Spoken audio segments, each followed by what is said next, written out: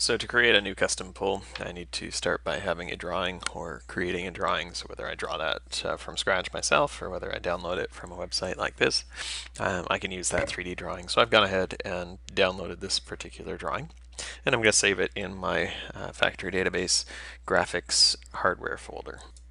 So to access that folder, to check where that is, go to Browse to Factory Data, and it's going to be in the graphics hardware folder. So I've gone ahead and saved my drawing in there and open it up. So when I saved it as the name of the hardware, as I'm going to call it inside of my library, and then I put 3D underscore at the beginning of it. So when I save that, I want to set it up the same way that all the rest of the pulls in Microvellum are set up. So if I go open up a different drawing, you can see here the X, Y, Z coordinates for that are at the origin of that pull. Some of them are offset from the hole locations. For these custom ones, the way that I have it set up, you're going to want to make sure that the hole is right at 0, 0, 0. And so we'll go ahead and adjust this one to get us there. And so easiest way to do that, just flip to a side view here. If you use this selection, then it will rotate the XY axis as well and make it easier to do the rotation. And then we can rotate that again this way again around the XY. And we'll just rotate it 180. And so that gives us our drawing set up the way that we need it to. Now we can go ahead and add any rendering materials or anything that we want to include at this point for further display, but otherwise that's all set. When the hardware is inserted, it's always inserted 0.01 into the part. So if we want to have a perfect drawing, we're just going to move this up by 0.01. And then also, if we select on this item, it looks like this has already been exploded, but you want to make sure that it is actually a solid and not a block when you're finished up this way. So I just went ahead and exploded that, and so now you can see it's got the grip points. It is actually a solid. If I do a list on that, you'll see we have a 3D solid here. So that's what we need. We can go ahead and save that. Usually when I'm saving those items, I copy the name of the hardware item to the clipboard because we're going to use it a number of additional times.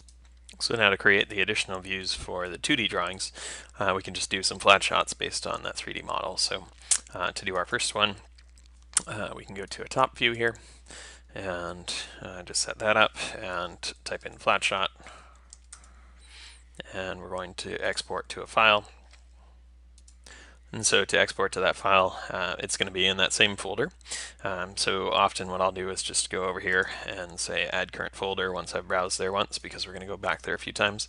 And so now we want to call this with the name of our pull and underscore ELEV for this particular one. So that's our elevation, our top view of the pull.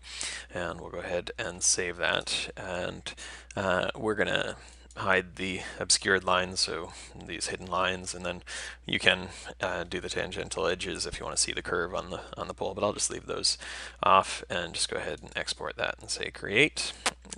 So then we can go ahead and do a front view here. So we'll flip to a front view and set that up. Same thing, we're going to type in flat shot again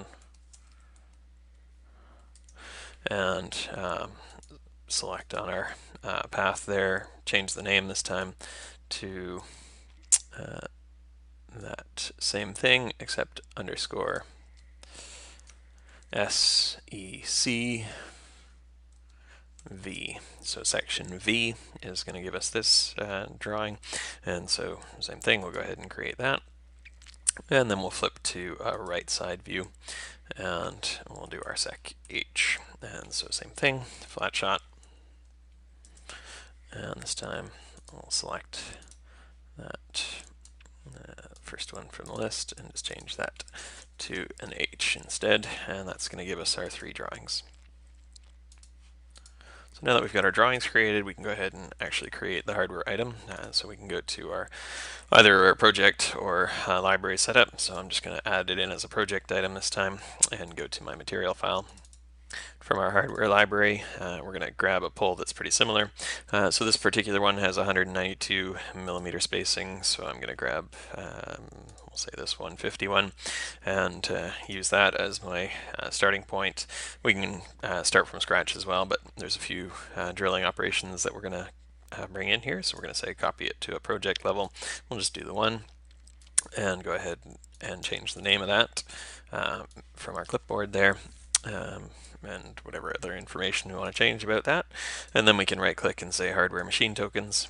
And so for this particular one, there's 3 different machining operations based on where it's actually drilling, drawer fronts and panels and subfronts. So we're going to change all 3 of those. So here we can see our X based on our drawing there. The X, the first hole was at 0, 0, so that's good where it is. And then our end X here is set to 150 right now. We're going to change that to 192. This one is actually only the direction for where those holes go.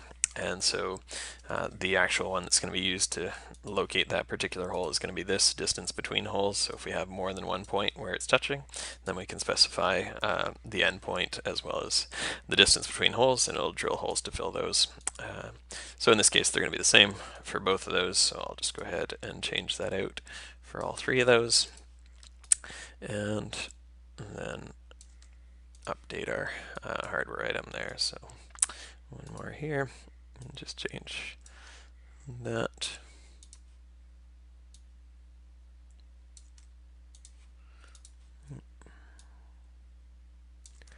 And so that gives us our machining for that hardware.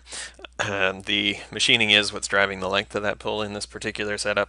And so we want to make sure that that first machining operation is the distance between holes, and that we're using those distance between holes there to give us a length for that. And that is the setup for our pull. So now in this particular project, I'm going to say that's our custom pull. So I'm going to go over to my hardware parts here and say use that as my pull.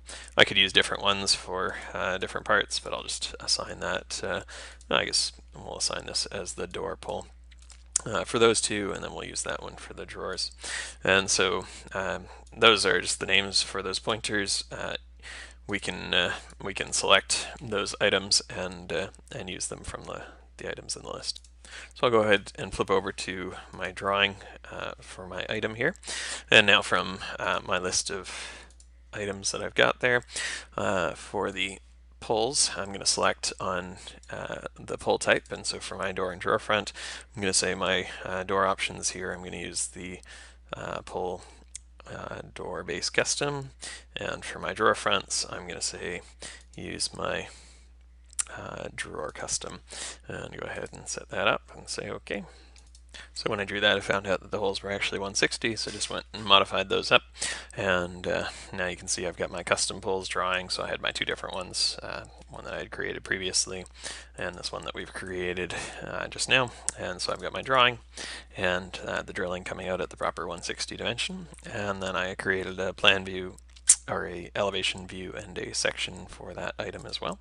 And so you can see the drawings are coming through for those items as well. So I've got my elevations and my sections, and so based on whether the pull is horizontal or vertical in the section, it's creating those drawings and giving me everything I need for that.